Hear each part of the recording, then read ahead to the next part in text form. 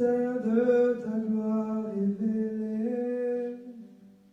En toi, Christ, notre Seigneur, ô ce nom si merveilleux, ô ce nom si merveilleux, le nom de Jésus-Christ, mon roi. Ô ce nom si merveilleux, sa beauté sans pareil. Ô ce nom si merveilleux, le nom de Jésus.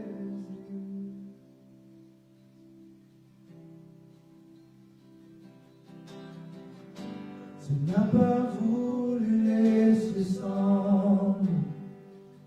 Alors Jésus, tu es venu. Ton amour a vaincu mon péché. Plus rien ne peut nous séparer.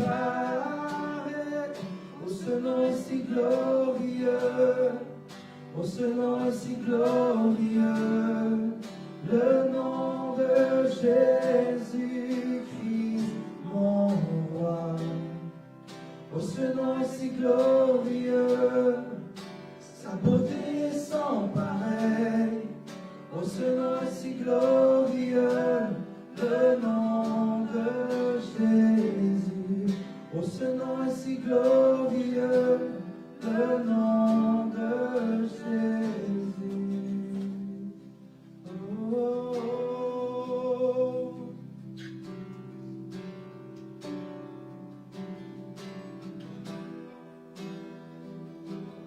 Le nom de Jésus.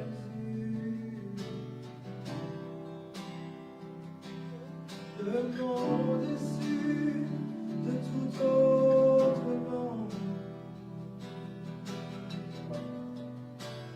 La terre a tremblé, le voile s'est déchiré, les armes, la mort et le péché. Les cieux chantent ta gloire, l'écho de ta victoire. Tu es le roi ressuscité, tu es sans rival, tu es sans égal. Dieu, tu triomphes à tout jamais.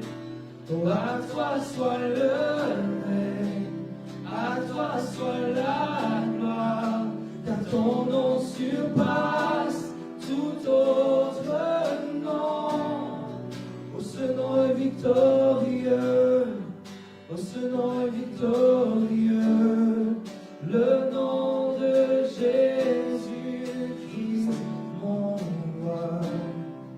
Oh, ce nom est victorieux, sa puissance est sans pareil. Oh, ce nom est victorieux, le nom de Jésus. Tu es sans rival, tu es sans égal. Dieu, tu triomphes à tout jamais. À toi soit le règne, à toi soit la gloire, car ton nom surpasse tout autre nom. Oh, ce nom est victorieux, oh, ce nom est victorieux, le nom de Jésus-Christ, mon roi. Oh, ce nom est victorieux, sa puissance est sans pareil. Oh, ce nom est victorieux, le nom de... Chantons, ce nom est victorieux. Oh, ce nom est victorieux, le nom de Jésus. Oh, ce nom est victorieux, le nom de Jésus.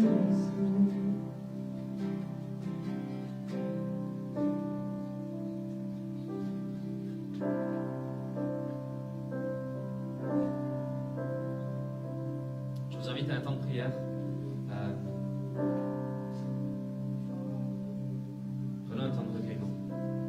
ce nom qui est si glorieux, si victorieux, si merveilleux, ce nom qui nous a sauvés ce soir.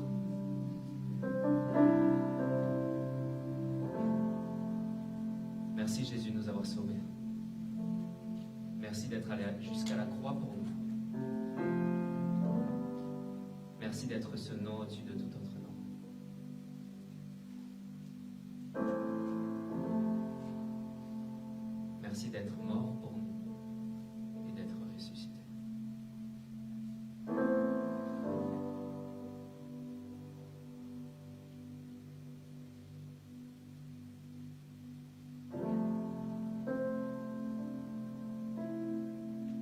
Béni sois-tu, Jésus, d'avoir franchi cette distance qui nous sépare de toi. Mais Seigneur, le chemin, c'est toi, Jésus. C'est toi-même qui l'as parcouru jusqu'à nous, qui est descendu jusqu'à nous, jusqu'à moi. Oui, merci Jésus pour ton amour, pour chacun de nous ici. Sois loué, sois béni, Seigneur.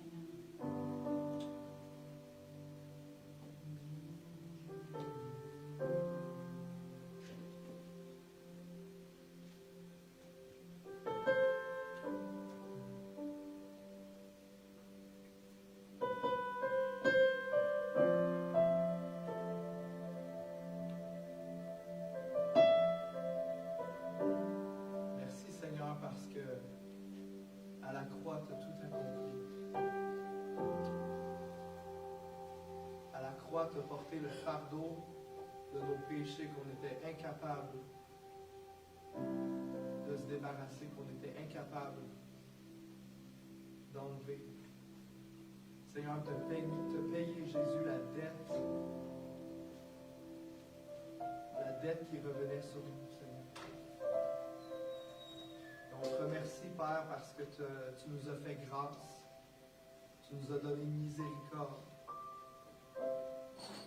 Par le sang de Jésus, tu ne nous regardes plus selon nos imperfections, selon nos fautes, selon nos péchés, mais tu nous vois au travers de la justice de ton Fils. Merci Jésus d'être monté vers le Père et de nous avoir envoyé l'Esprit Saint, le Consolateur, qui est avec nous chaque jour, qui est le souffle de vie,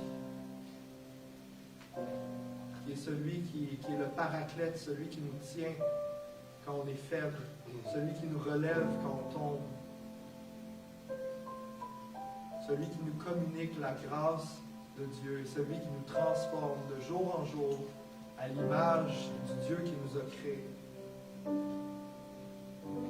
Pour toutes ces choses, Seigneur Dieu, que ton nom soit béni.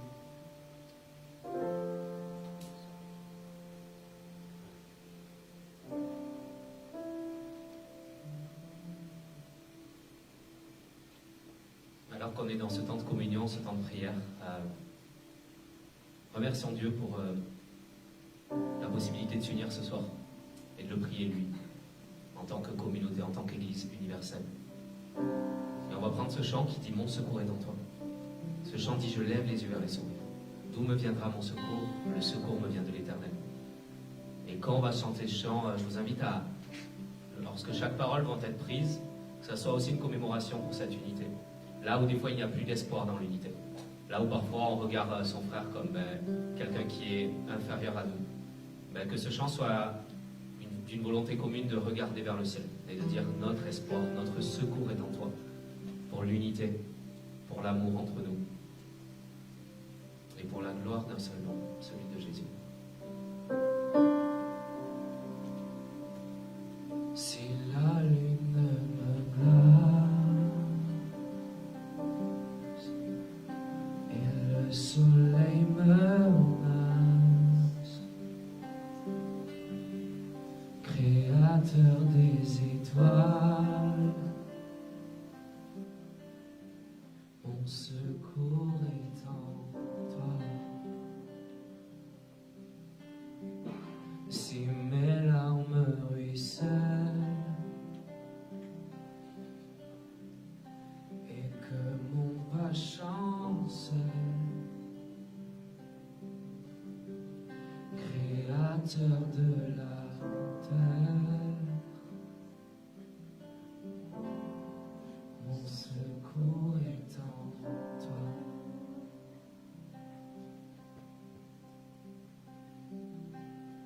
Je lève les yeux vers les hauts sommets. Toi seul est mon Dieu. Je proclamerai toi seul est ma force, toi seul me restaure mon secours est en toi.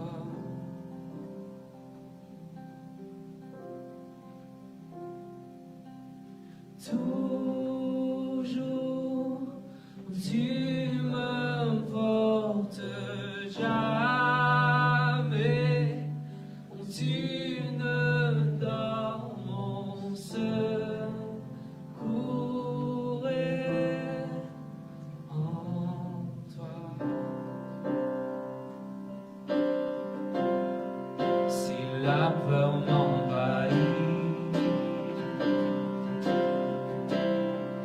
et mon âme chavire, Créateur de la vie, mon secours est en toi.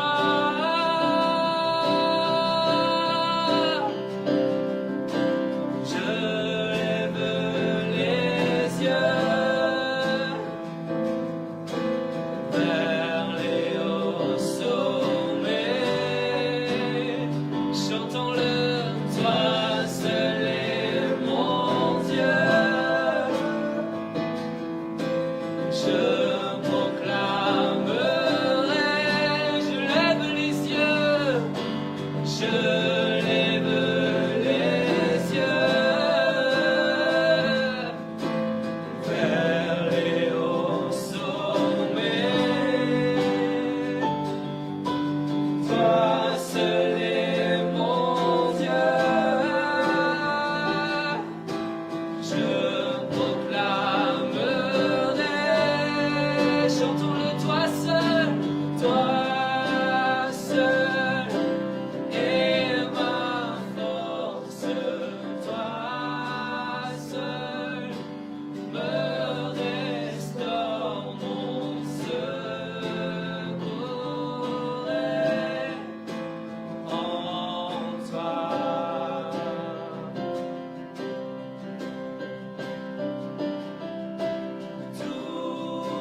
Toujours tu me portes, jamais tu ne dors, mon secours est en toi.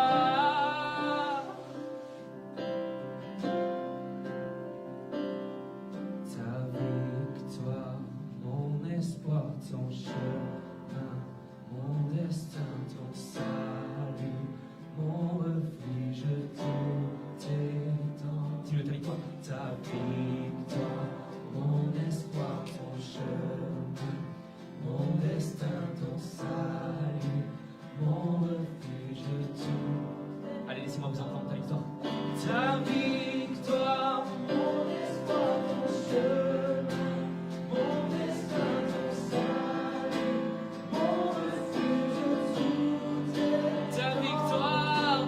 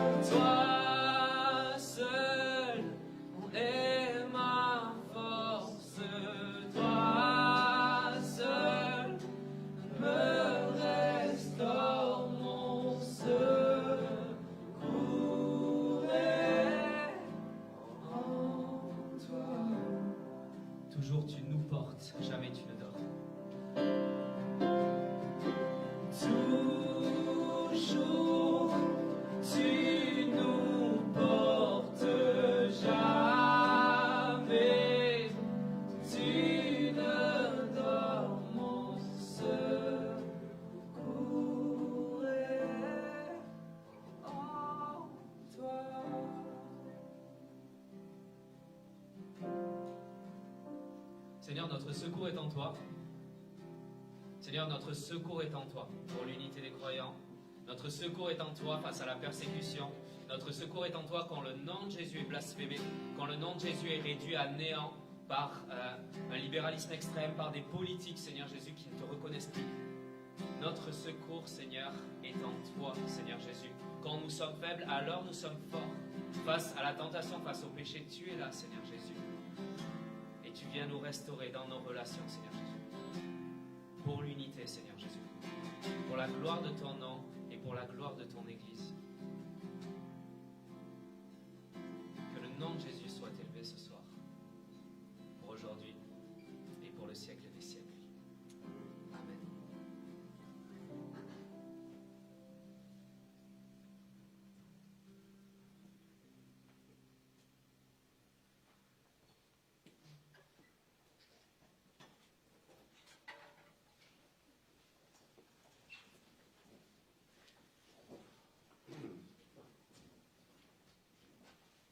Merci.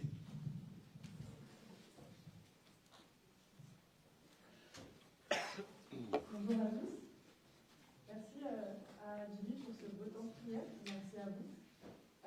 Donc, je voulais vous dire bienvenue ce soir.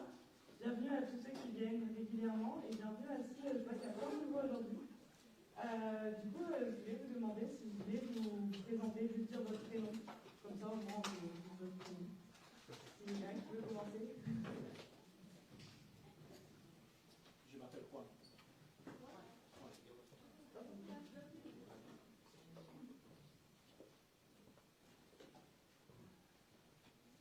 Franca. Franca? Denis.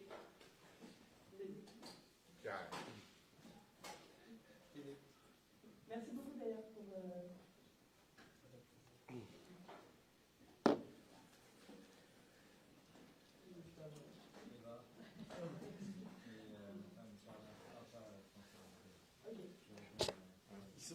Ils sont tout nouveaux mariés.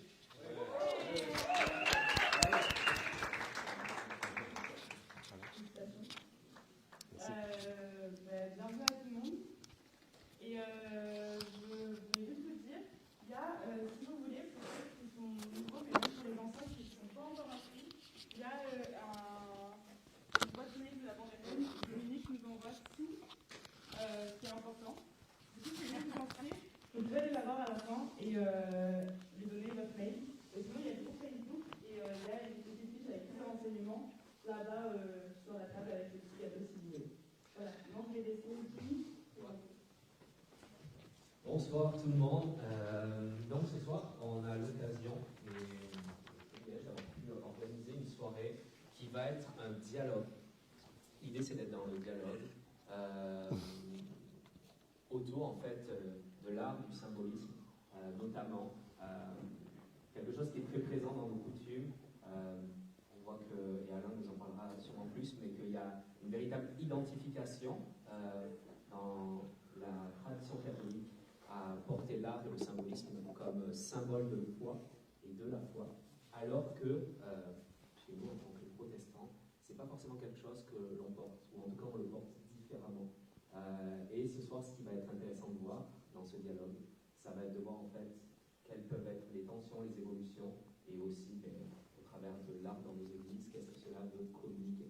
Donc, pour ce faire, Alain Mongeau, prêtre de la paroisse Saint-Jean-Baptiste. On va inviter à la barre Philippe Bédard et puis Théva Flamand qui vont venir s'installer. Merci, s'il y a un peu de jus. Soyez les bienvenus. C'est des frères qu'on a rencontrés il y a une année lors de la semaine de prière pour l'unité. C'est à date fixe. Hein. Plusieurs parmi vous y étaient. On avait organisé à plusieurs églises super temps à l'église Saint-Enfant-Jésus. Et puis, il y avait aussi un prêtre orthodoxe, le père Paul Cara, qu'on a invité pour ce soir. On aurait aimé ça qu'il se joigne à nos échanges. Ça aurait été intéressant. Mais il est en dehors de la ville. Il ne pouvait pas venir. Alors, on se rattrapera une prochaine fois. On avait eu un très, très beau moment de prière, puis de rencontre, de partage tous ensemble. Et puis, donc, c'est vraiment un privilège que vous soyez là, puis qu'on reste en lien avec l'Église de la Chapelle. On a assisté un peu au début de la Chapelle, ça fait une douzaine d'années, 12, 13 ans maintenant. 10 ans. Seulement 10 ans. Et puis, c'est déjà une église qui compte des milliers de membres. C'est vraiment ça. Et je dirais, un des facteurs d'inspiration de cette église, vous me détromperez si je me gourre, mais c'était justement des artistes qui voulaient faire de la création, qui voulaient mettre l'accent sur leur recherche artistique pour glorifier Dieu. Alors, à l'époque, on avait Noémie qui travaillait ici, qui organisait les concerts et puis qui fait des arts visuels. Alors, ça avait donné l'occasion de toutes sortes d'échanges. Et puis, donc, où sont les jeunes Québécois catholiques, ou chrétiens plutôt? Beaucoup sont dans les églises évangéliques. Alors, évidemment, on se pose la question, pourquoi? Est-ce que c'est juste parce qu'il y a des super chants? C'est sûr que quand Philippe chante et joue de la guitare, c'est super beau, là. Mais il y a quand même probablement d'autres critères aussi, tu sais. Alors, donc, on peut s'interroger là-dessus.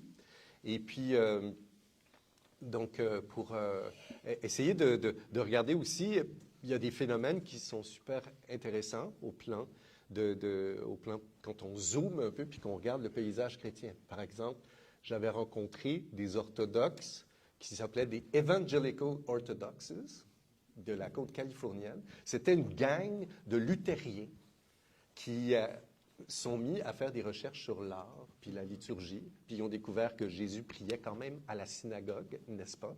Qu'il était juif pratiquant. Et puis qu'après la synagogue, il y a eu des espèces d'adaptations, de christianisation de la synagogue, mais bien avant les rites même byzantins et tout ça, la mission, les évangiles étaient à peine écrits, mis par écrit, que déjà la mission était rendue jusqu'en Chine, jusqu'en Perse, puis il y avait déjà des adaptations dans l'architecture, il y avait des aménagements. C'était plus tout à fait comme dans la synagogue. La synagogue était christianisée. Puis, en tout cas, eux, ils ont découvert ça, puis ils ont dit, mais la tradition, c'est génial. Et ils se sont mis à explorer la tradition, puis ils sont devenus orthodoxes. Les orthodoxes, ça vient, la tradition orthodoxe, c'est au moment de la conversion de l'empereur Constantin, 4e siècle. Il a imposé une sorte de rite qui a été très nourri par les pères de l'Église, qui ont voulu faire pour le roi des rois, lorsqu'on célébrait la Seine ou l'Eucharistie, qu'on faisait de mémoire, on voulait faire quelque chose qui soit aussi digne, mais si possible, un peu plus digne encore et un peu plus beau et plus élaboré que pour le couronnement de l'empereur. Alors, ils ont repris tout le rituel du couronnement de l'empereur, puis c'est là-dessus qu'ils ont construit la liturgie de Saint Jean Chrysostome puis de Saint Basile, qui est encore utilisée dans les églises orthodoxes. Après, on arrive vers le 6e siècle, Saint Grégoire, qui commence, ça vous sonne le grégorien, et puis plus tard, au 8e siècle, il y a eu une réforme grégorienne.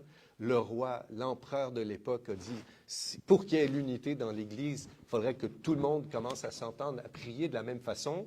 Il y avait des rites qui évoluaient dans tous les sens, qui partaient. Alors, Charlemagne a imposé une espèce de réforme. C'est les bénédictins, c'est la réforme grégorienne qui va être imposée à toute une partie de l'Empire. Après, on zappe.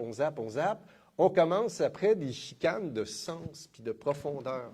On est tombé dans une espèce de ritualisme. Tout le monde est peigné du même bord. Tout le monde prie de la même façon, mais des fois d'une manière, comme nous le faisons, hélas, de temps en temps, de manière un peu machinale, un peu.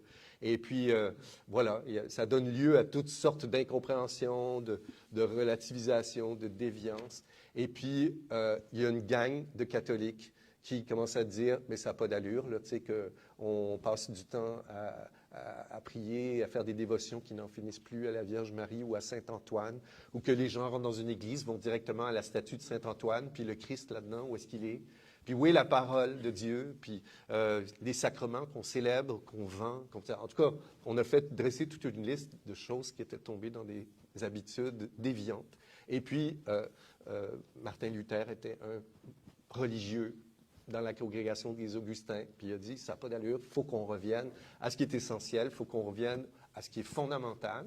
Et puis, ça a commencé, la tension a monté, la pression a monté, on s'est mis à s'étriper. Et puis, ça a été politisé. Chaque fois, ça a été politisé. Et puis, c'est ce qui a fragmenté, ce qui a créé des espèces de mondes qui ont évolué en parallèle. Puis, alors, je fais ce très rapide survol juste pour situer, d'abord, on est dans la mosaïque. Il y a autant de façons de prier que d'églises. Il y a, je ne sais pas, 2-3 000 églises protestantes, je pense, c'est juste au Canada. Là, alors, chacune a ses manies, ses manières de faire. Et puis, ce qui est intéressant, c'est que là où il y a des personnes qui se donnent la peine d'aller aux origines, puis d'essayer de comprendre pourquoi on prie, pourquoi on fait les choses comme ça, bien, ils arrivent, on lit les pères de l'Église, on retrouve la tradition de prière de Jésus. On retrouve la tradition de prière des Juifs avec le chant des psaumes, avec tout. Et puis on comprend un peu mieux comment ça a évolué. Puis on s'aperçoit que c'est plus juste des manies, qu'il y a vraiment, il y a du sens, il y a une profondeur, il y a un message, il y a un chemin d'incarnation aussi là-dedans. Et alors, des églises luthériennes qui sont devenues orthodoxes massivement, des evangelical orthodoxes. Puis quand j'ai parlé avec Philippe, qu'on s'est rencontré l'année dernière, et puis avec Teva ces dernières semaines, ben voilà, ils sont tous les deux. Philippe fait une maîtrise actuellement, il est étudiant, et puis il s'intéresse à tout le symbolisme, notamment sous l'angle de l'architecture, mais il va nous en parler tout à l'heure. Et puis Teva, lui, il enseigne au Cégep, il enseigne l'histoire de l'art, et puis il enseigne aussi l'histoire du design, c'est ça. Alors, par ce biais-là, puis ils sont tous les deux engagés dans l'Église de la Chapelle, dans le ministère de la musique, et puis ils continuent leur recherche là-dedans. Avant de leur laisser la parole, je voudrais juste finir de mettre la table avec quelques idées. Y a-t-il des manières de prier qui marchent mieux que d'autres? Quand tu lis certains textes dans l'Ancien Testament, moi je pensais à Abel et Caïn, dans le livre de la Genèse. Les deux frères, il y en a un qui est farmer, qui est éleveur, l'autre qui est cultivateur, fait des légumes. Et puis ils offrent tous les deux, puis il est dit dans le texte, Dieu agrée l'offrande de un, puis pas l'autre. Qu'est-ce que ça veut dire? Est-ce que Dieu a des chouchous? Est-ce qu'il y a des mécaniques? Y a-t-il des formules magiques qui marchent plus? T'sais? Et puis, je pensais aussi à la chicane entre le prophète Élie, dans le premier livre des rois, le prophète Élie, qui est scandalisé parce que tous les prophètes et les prêtres de la religion étrangère envahissent et puis séduisent des gens du peuple juif. Alors, il organise une espèce de match, puis on va mettre une offrande sur un autel, et puis on va voir c'est quel rite qui marche. C'est-tu le rite orthodoxe ou c'est-tu le rite romain ou le rite... puis là, il y a toute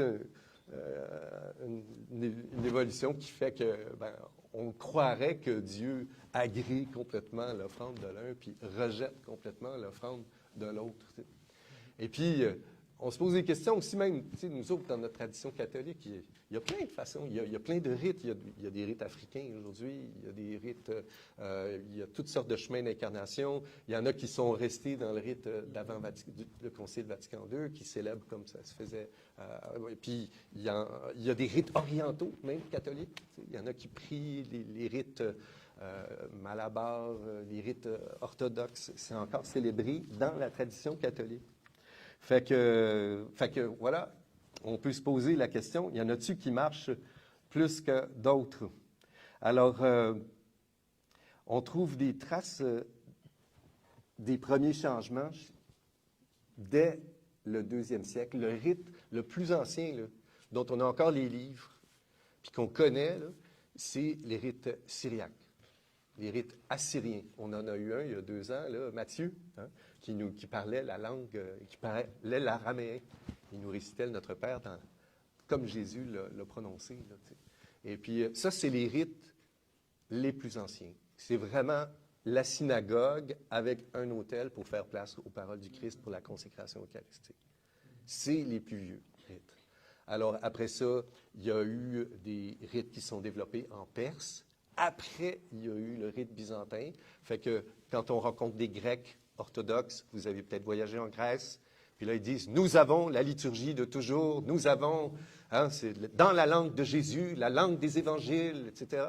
Alors, on peut dire, oui, vous avez une très vénérable tradition, mais ce n'est pas la plus ancienne. Jésus lui-même, il ne priait pas avec le rite, dans le rite de Saint Jean Chrysostome. Fait que, voilà.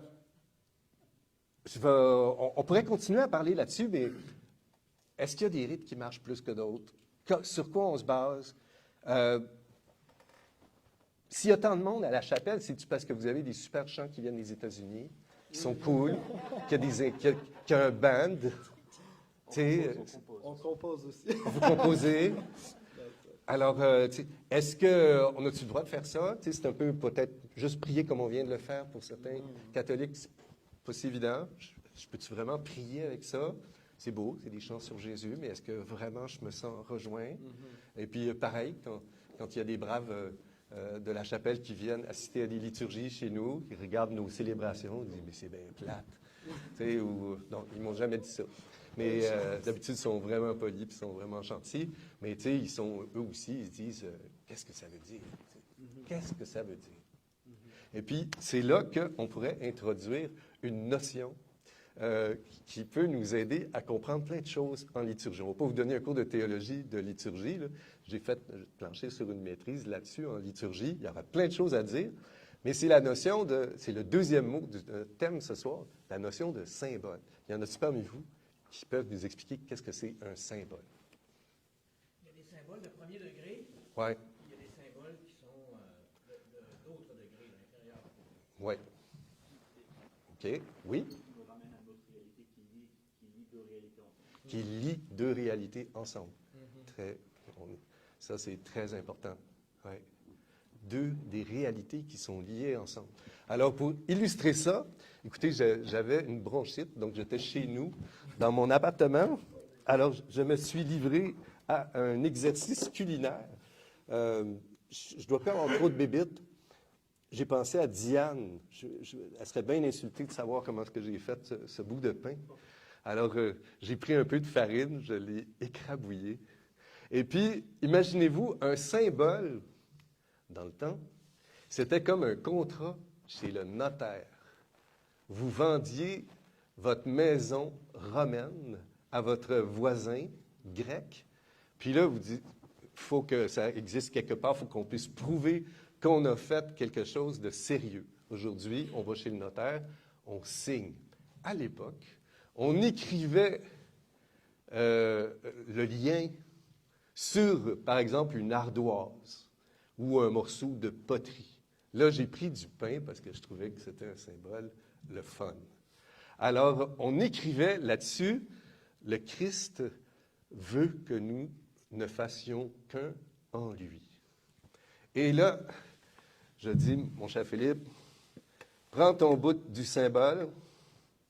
Mon cher Théva. Je suis un Français, alors je prends plus de pain. Oui, c'est normal. Alain, bonjour. Oui, je prends mon bout du symbole. Puis regarde, on a élaboré un concept génial. Il reste un morceau ici. On s'est dit que puisqu'on parle de la liturgie, il y aurait peut-être quelque chose qui continuerait d'appartenir à Dieu. Alors, nous partons chacun sur nos terres, on vit, on grandit, et un beau jour, quelqu'un vient nous dire, qu'est-ce qui me prouve que tu es bien chez toi? Mais j'ai fait un symbole avec mes amis, Théva et Philippe. La preuve, c'est que je les appelle, je les invite. Et je dis, as-tu ton morceau, Philippe? Alors, Il devrait fitter quelque part là. il devrait fitter juste là. Non, je pense que toi, c'est le bout de site. C'est ça. Voilà.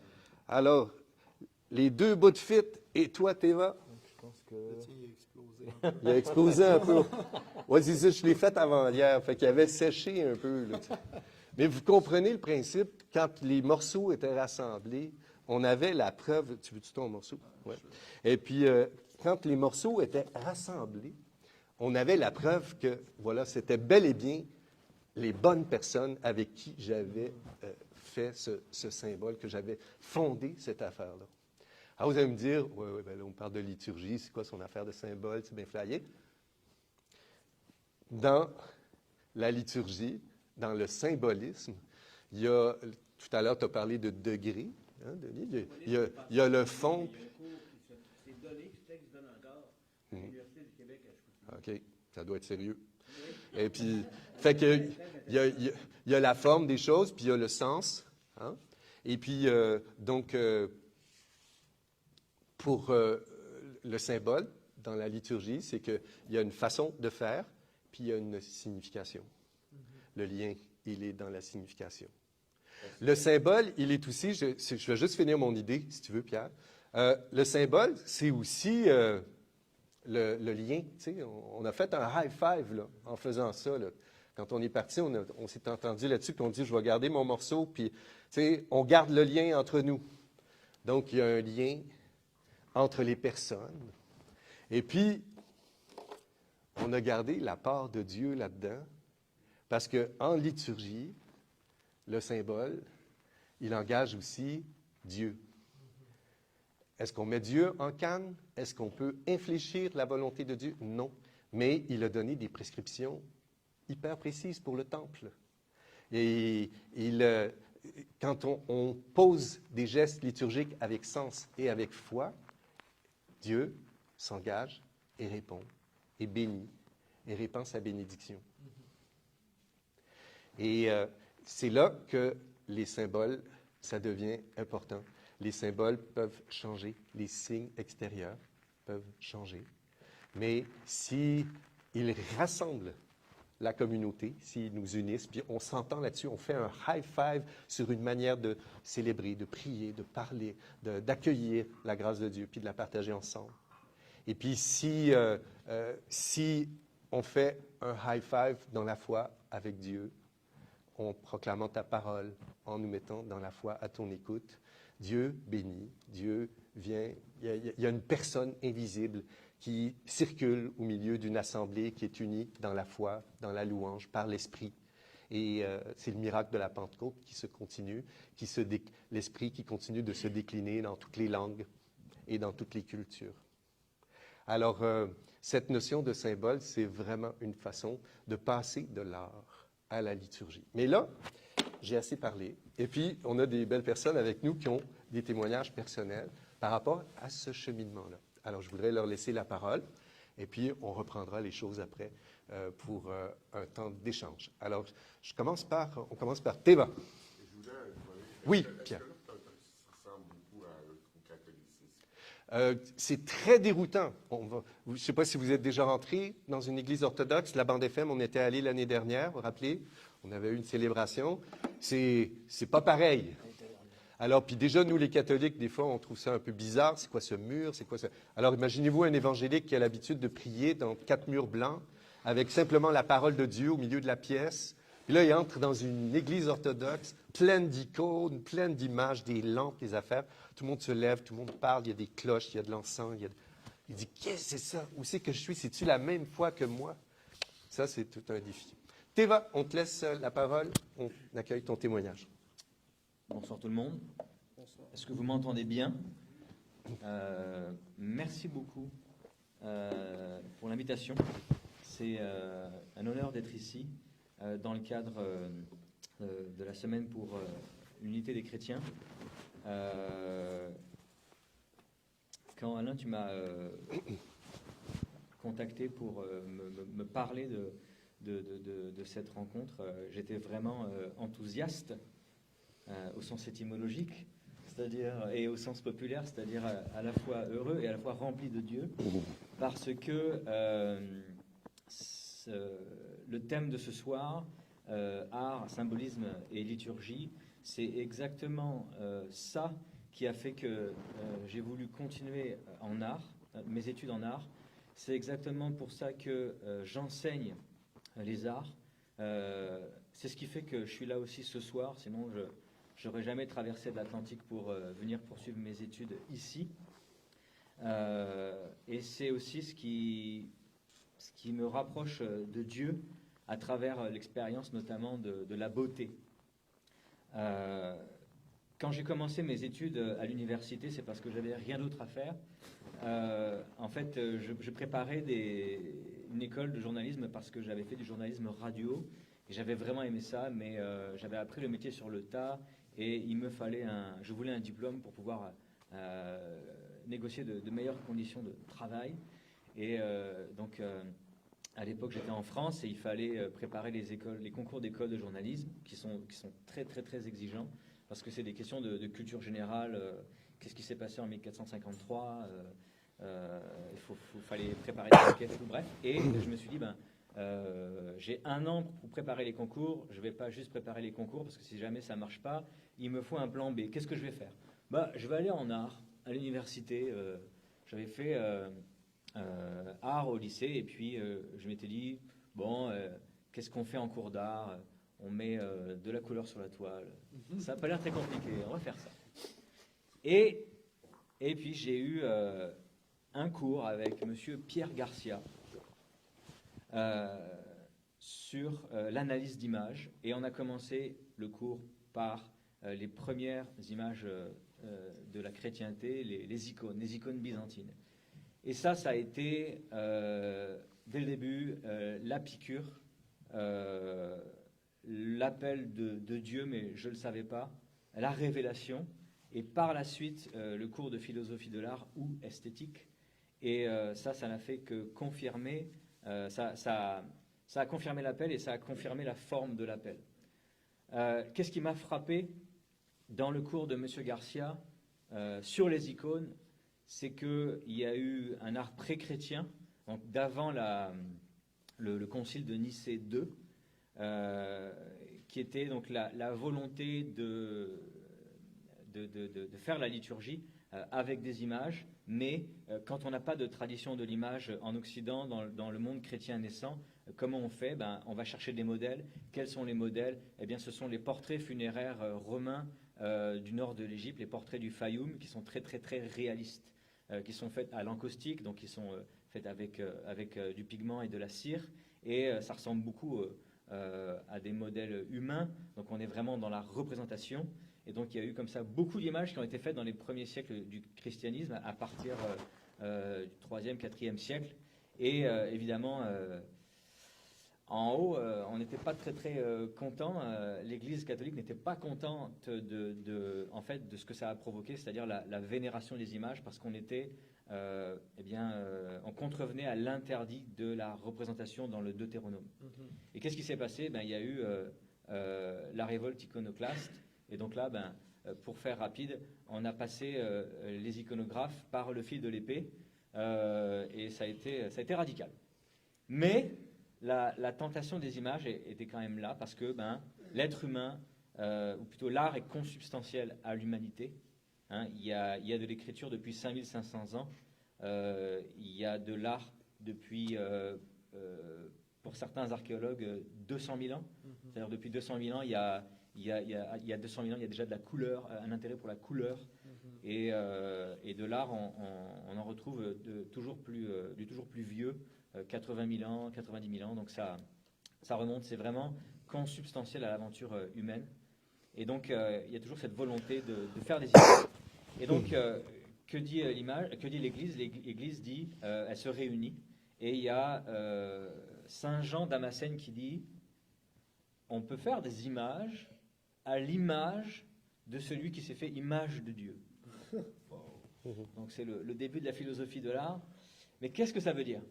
Ça veut dire que Jésus, il s'est incarné.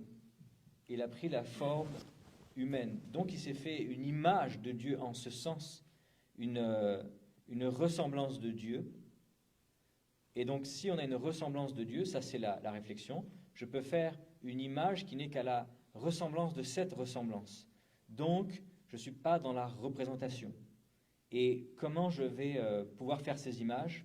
Eh bien, je vais utiliser le symbole. Le mot symbole, il n'existe pas encore, ce n'est pas la pensée du symbole qui est utilisée à ce moment-là, mais c'est de traiter l'image d'une manière qu'on ne puisse pas dire « c'est Jésus, il est en croix » ou alors « il porte une tunique » ou « il a les yeux marrons », etc. On va utiliser des techniques qui sont semblables aux techniques qu'on voit ici. C'est-à-dire que, comme vous voyez, ou là, très très bien, quand on voit ces images et qu'on n'a pas les codes, on se dit, mais comment ça se fait que les gens sont tout aplatis? Comment ça se fait que les gens ne soient pas si réalistes, qu'ils aient comme ça un problème de vertèbres, il y a l'air d'en avoir beaucoup trop. Ils ont l'air de faire la gueule aussi. Oui, comment ça se fait qu'ils ont l'air d'avoir des problèmes aussi de colonne vertébrale. Comment ça se fait que tout le monde est sur un même plan, etc. Mais ça, en fait, c'est des solutions plastiques qui ont été trouvées, donc c'est des solutions de forme, des solutions artistiques, c'est-à-dire techniques, parce que art, ça veut dire technique. Je pense que art, ça vient de ars, en latin, qui veut dire métier, savoir-faire, technique. Donc, les solutions techniques pour répondre à l'interdit de la représentation, c'était de, grosso modo, tout aplatir, mais d'une façon quand même gracieuse, comme ici.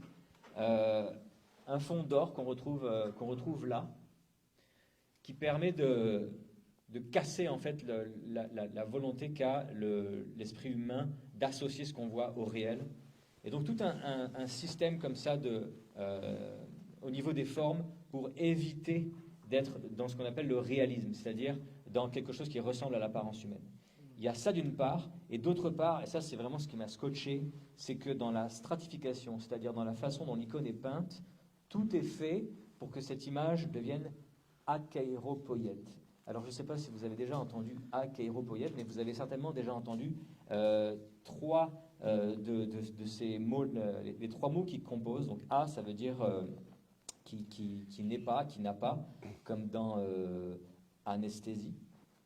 Quand je suis en anesthésie, je ne ressens pas, parce que quand je ressens, j'ai donc de l'esthésie, parce que l'esthésie, ça veut dire sentir, ressenti. Anormal. Ou anormal, hein, je cherchais un mot plus simple. Merci. Je cherchais un mot plus normal. Merci. Donc, akeiropoiète, a qui n'a pas, qui n'est pas, kairo qui est la main, et poiète qui est faire. Poiète a donné poésie, donc une image qui n'est pas faite de main d'homme. Comment on fait cette image qui n'est pas faite de main d'homme? Eh bien, on va utiliser d'abord une surface blanche sur laquelle on va poser la couleur, et cette surface blanche, elle va venir réfléchir la lumière, et cette couleur, en fait, elle va être déposée avec des godets, donc des petits vases. On va faire couler la couleur sur la surface blanche, et on va faire pivoter l'icône pour venir remplir les formes sans que la main de l'artiste qui n'existe pas puisse se faire remarquer. C'est pour ça que dans les icônes, on ne voit jamais la touche de peinture. Parce que la technique de l'icône, c'est de faire basculer son support pour que la couleur vienne se mettre sans que la main humaine vienne toucher. Et c'est comme ça, en fait, qu'on va réussir à respecter l'interdit de la représentation, à faire des images qui soient à l'image de Dieu, et à s'en servir comme symbole, c'est-à-dire que je ne suis pas dans une représentation réaliste, mais je suis dans une image qui suggère, parce que le symbole suggère. Le pain qu'on a rompu suggérait une alliance. Eh bien, l'image va venir suggérer sans venir troubler la volonté de reconnaître quelque chose. Et donc ça m'a vraiment scotché quand notre prof nous a expliqué ça, et ça m'a amené à comprendre l'importance du logos dans l'art, l'importance de l'incarnation dans l'art. Ça m'a aidé à comprendre en fait que Jésus-Christ, il s'est incarné dans l'histoire parce que j'avais un modèle qui était l'icône, qui m'aidait à comprendre que du matériel pouvait évoquer le spirituel, du matériel pouvait évoquer l'immatériel. Et ça a été une gifle monumentale, mais ça a été aussi un inconfort intérieur, parce que moi je venais d'une tradition protestante iconoclaste, c'est-à-dire icône, les images, claste qui détruit, où on détruit les images, on n'a pas d'images dans nos églises protestantes, et à me demander, mais bon, j'ai compris qu'à la Réforme, on avait débarrassé nos églises des images, mais je m'étais dit, mais pourquoi puisque moi, ça me permet de me rapprocher de Dieu en ayant une meilleure connaissance de lui. Parce que si je peux le connaître à travers des écrits, qui sont donc des symboles, puisque la lettre A, par exemple, c'est une forme qui, Jésus, en fait, si je le vois écrit en mandarin, et que je n'ai pas le code pour savoir ce que c'est, pour moi, ça va juste être des idéogrammes, des dessins, ça va être beau, mais sans plus. Et j'ai besoin d'un code. L'icône, c'est la même chose. Et je me suis dit, mais si je peux comprendre Dieu à travers les Écritures, pourquoi est-ce que je ne peux pas le comprendre à travers des images qui auraient comme ça utiliser le logos, c'est-à-dire la réflexion, pour respecter cet interdit et nous amener près de Dieu. Et c'est là que je me suis dit, mais peut-être qu'on aurait besoin d'une esthétique. Pourquoi pas avoir une nouvelle esthétique, comme à l'époque baroque. L'époque baroque, ça a été donc l'art de la contre-réforme, quand les catholiques se sont dit les protestants ont trop d'influence, il y a trop de gens qui quittent nos églises, comment on va faire pour les ramener, les garder à la maison? Eh bien, on va faire un art qui soit glorieux et magnifique, et les gens vont rentrer dans les églises et vont tomber ils vont s'évanouir, ils vont tomber en pamoison devant toute cette beauté. Et c'est comme ça qu'on a créé des églises baroques, des peintures baroques, des sculptures baroques absolument formidables. Alors après, on trouve ça démesuré ou non. Moi, je suis toujours en extase devant les qualités techniques, les qualités esthétiques, et surtout, je reconnais en fait la gloire de Dieu à travers ces travaux, ces œuvres humaines, et ça ne m'a pas éloigné de Dieu en fait. Et comme ça, à travers mes études d'art, en fait, j'ai eu une meilleure connaissance de l'incarnation, et j'ai commencé à bâtir une compréhension de Dieu qui m'est vraiment personnelle et qui continue de se bâtir. Et très tôt, en fait, j'ai eu envie d'enseigner les arts pour essayer de transmettre en fait ces choses-là, parce que l'art c'est de la mémoire, et c'est important de conserver cette mémoire, de conserver aussi la connaissance qui nous permet de connaître Dieu à travers l'art, parce que l'art c'est pas la finalité, la finalité c'est Dieu. Et en parallèle de ça, j'ai développé aussi... je fais de la musique depuis que je suis gamin, depuis l'âge de 6 ans. Mes parents m'ont mis au piano classique. Après, j'ai eu ma révolte rebelle, rock, à l'âge de 13 ans. Et à l'âge de 14 ans, j'ai pris la guitare et c'en était fini du piano classique. Mais je remercie mes parents pour cette formation classique. Et je me suis dit, mais attends, je suis chrétien. Est-ce que je peux vraiment faire du rock ? Est-ce que la distorsion, c'est chrétien ? Parce que dans notre église, on nous disait, si tu joues avec le hi-hat ouvert, c'est diabolique. Si tu mets la distorsion, tu t'éloignes de Dieu, tu vas perdre le Saint-Esprit. Donc, et moi, j'étais en conflit parce que j'adorais le punk, et j'étais là, mais comment on fait ? Comment on fait parce que je compose aussi de la musique, et ça, c'est mon autre passion. Et je suis arrivé au Québec, et là, je suis arrivé à Impact.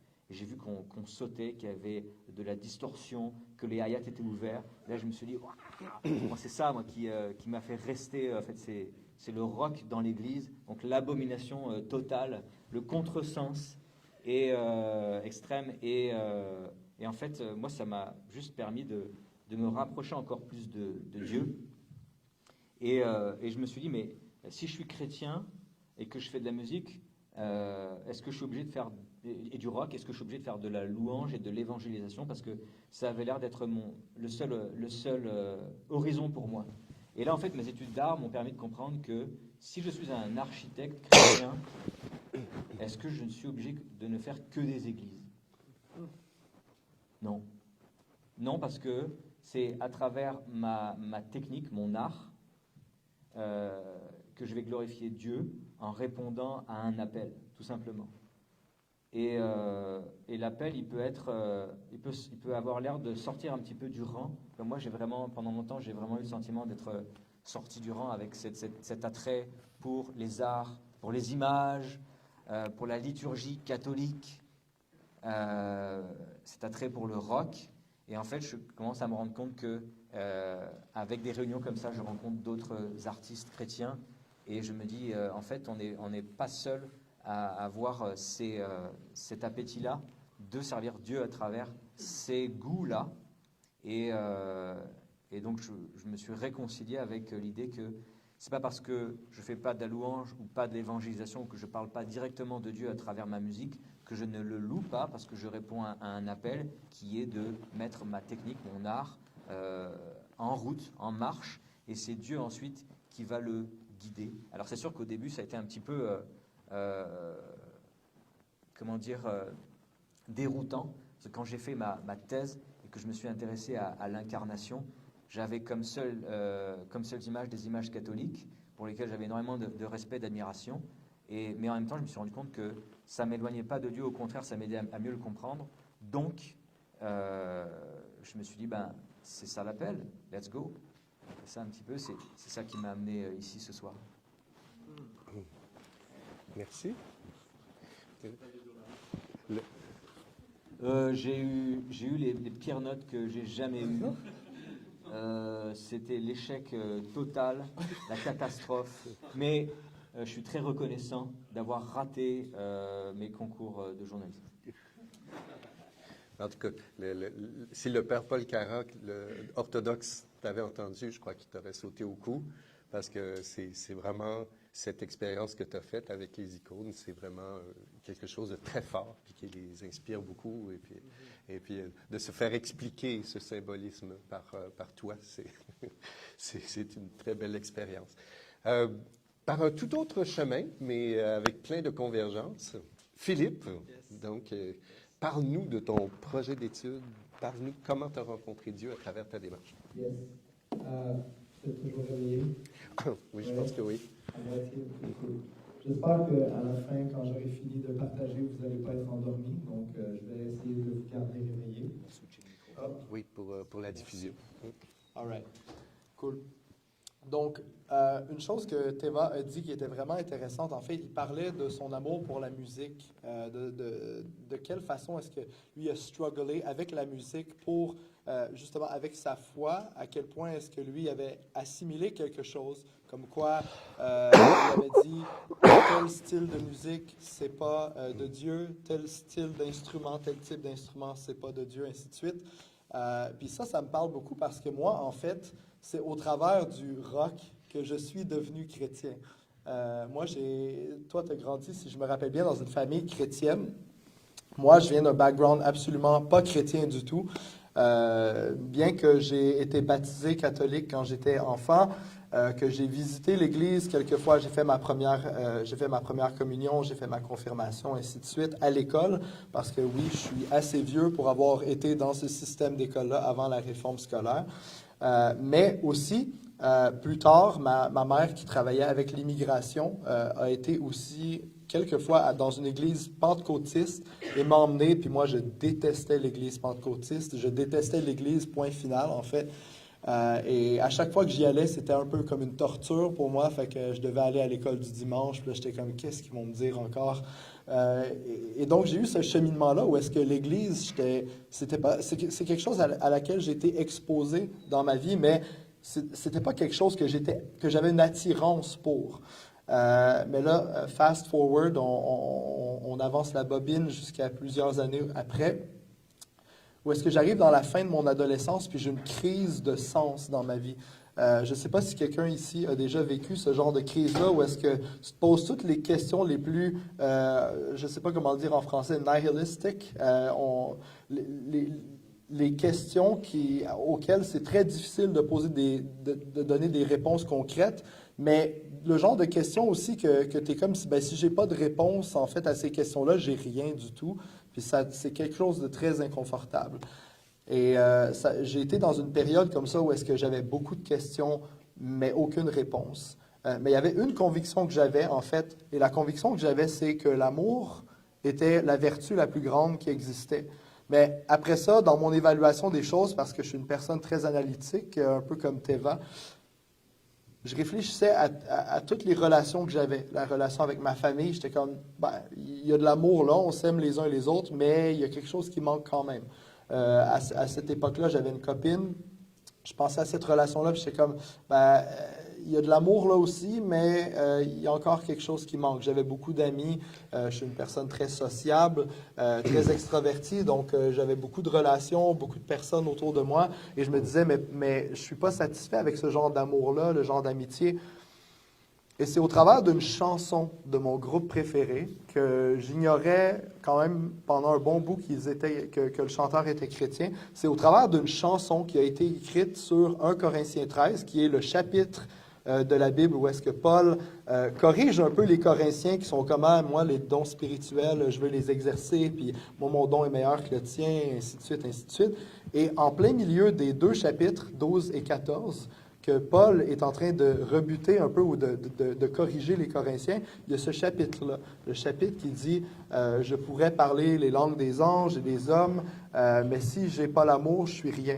Je pourrais donner mon corps en sacrifice, mais si je n'ai pas l'amour, je suis rien. » Et le chanteur de ce groupe-là, qui s'appelle Thrice, a écrit une chanson qui s'appelle « Moving Mountains », où est-ce que chacun de ces concepts-là, chacune de ces images-là, chacun de ces symboles-là, d'une certaine façon, il les intègre dans les paroles. Et moi, je me suis dit, lui a compris quelque chose. Mais moi, je ne savais pas que ça venait de la Bible, mais je savais que la personne qui avait écrit les paroles avait compris quelque chose que moi, je n'avais pas compris. Donc, j'ai initié une recherche. Je me suis dit, je vais trouver d'où est-ce que ça vient, ça, parce que ce texte-là est vraiment, vraiment fort. Donc, j'ai commencé à faire ma recherche sur YouTube, et là, je suis sur YouTube et sur Internet, et éventuellement, j'ai trouvé quelqu'un qui avait mis dans un commentaire « Ah, ça vient de la Bible, ça vient de 1 Corinthiens 13 », et là, il a juste copié-collé le texte de 1 Corinthiens 13. Puis là, j'étais comme « Ça parle d'amour dans la Bible ». Dans ma tête, quand j'étais jeune, j'avais ouvert la Bible quelques fois, puis je ne sais pas pourquoi je tombais toujours sur l'Ancien Testament, dans les pires histoires où est-ce que des gens se faisaient tuer, puis Dieu disait, ben là, va tuer tel peuple, et ainsi de suite. Donc moi, j'étais comme, je pensais que la Bible, c'était juste la guerre, puis des personnes qui mouraient, et ainsi de suite. Mais là, je découvre que la Bible parle d'amour. Donc, je me dis, OK. Puis la chanson était écrite quand même d'une façon pessimiste. C'est comme I speak in many tongues to many men, argue with angels and I always win, but I don't know the first thing about love. Mais je ne sais même pas c'est quoi la première chose sur l'amour. Moi, j'étais comme, ça, c'est vraiment moi. Je ne sais pas c'est quoi la première chose sur l'amour. J'en ai plein autour de moi, mais il me manque quelque chose. Et finalement, j'ai été chez un de mes amis avec qui je faisais de la musique, avec qui je pratiquais l'expression artistique de la musique. Et lui, il essayait souvent de m'évangéliser parce que c'était un chrétien, il était revenu à l'Église. Je l'avais corrompu quelques années auparavant à l'école secondaire. Et là, lui, il retournait à l'Église, donc ma corruption n'a pas duré. Puis là, je suis arrivé chez lui et j'ai dit « Hey, est-ce que tu as une Bible que tu pourrais me donner? » Là, il me regarde comme si il me regarde avec l'expression la plus genre bouche bée que tu n'as jamais vue. Tu es comme, qu'est-ce que toi qui me demandes une Bible quand je t'ai parlé de Jésus plein de fois, puis tu me dis juste arrête de me parler de ça. Là. J'avais dit, je veux être ton ami, mais lâche-moi avec ton affaire de Jésus. Et finalement, il m'a donné une Bible, j'ai commencé à lire un peu et éventuellement, je suis allé à l'église et j'ai donné ma vie à Jésus. Et j'ai commencé à le suivre. Dans les débuts, c'était difficile, mais j'ai commencé à le suivre. Et je sais que là, en ce moment, ça n'a pas trop rapport avec les symboles, ça a un peu rapport avec l'art parce qu'on parle de musique. Mais c'est juste pour donner en prémisse à qu'est-ce que je vais dire ensuite, le fait que l'art, c'est un médium de communication très, très, très puissant. Des fois, on minimise même l'impact que l'art peut avoir. Puis c'est là où est-ce que j'apprécie beaucoup ce que Teva a dit, en fait, l'art, c'est quelque chose de très important pour l'humanité, ou là où il y a de l'humanité, il y a de l'art, c'est parce qu'on est des êtres expressifs. On est des êtres qui ont été dotés de la capacité de création. Quand on y pense, là, vraiment, le premier symbole qui a été fait sur la terre, en fait, c'est Dieu qui le fait. Parce que la Bible va dire que Dieu les créa à son image. Right? Donc, d'une certaine façon, on en convient, on est créé à l'image de Dieu. Donc, on est en quelque sorte un symbole de qui est Dieu dans la création. Ça ne fait pas de nous des dieux, parce qu'un symbole, comme on le dit, il y a plusieurs niveaux. Un symbole, c'est une représentation visuelle, où il peut y avoir aussi sonore, et ainsi de suite. Une représentation de quelque chose de plus grand. Right? Moi, je le définis simplement comme ça, parce que je trouve que c'est plus facile à comprendre. Donc, le symbole, c'est une image qui représente une réalité beaucoup plus grande et plus complexe. Donc, par la suite, j'ai commencé à faire des études en théologie. J'ai fait un bac en théologie, ça a duré 4 ans, ça a été de la souffrance après souffrance après souffrance, des pages de travaux à écrire. À un moment donné, j'étais tellement écœuré de la Bible, j'étais comme, je suis plus capable de lire ce livre-là. Donnez-moi d'autres livres, s'il vous plaît. Là, on me donnait des livres chrétiens, j'étais comme, non, je veux juste plus lire, je vais arrêter de lire. J'ai vraiment passé au travers, et là, j'ai eu la brillante idée pendant la COVID de me dire, ça serait une bonne idée de commencer une maîtrise en théologie. Et j'ai pas assez souffert pendant mon bac, donc je vais y aller en maîtrise. Et pendant la maîtrise, j'ai lu un livre qui m'a bouleversé profondément, et peut-être que certains d'entre vous le connaissez. Est-ce que quelqu'un ici connaît le philosophe de McGill, Charles Taylor? Oui.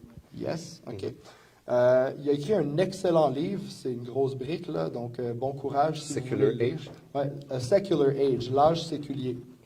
Et dans un des chapitres, je crois que c'est chapitre 8 ou 9, non, 10, 12, 10, 11, 12, il va parler justement de cette révolution-là post-Enlightenment, post-ère des Lumières, où est-ce que l'ère des Lumières, c'est la venue de la rationalité instrumentale. On essayait de garder les valeurs et la morale et l'éthique chrétienne, mais on en enlevait la puissance en rejetant d'une certaine façon la conception de Dieu, et on en est arrivé à une espèce de vie qui était très structurée autour de principes, mais on avait perdu qu'est-ce qui en faisait la puissance.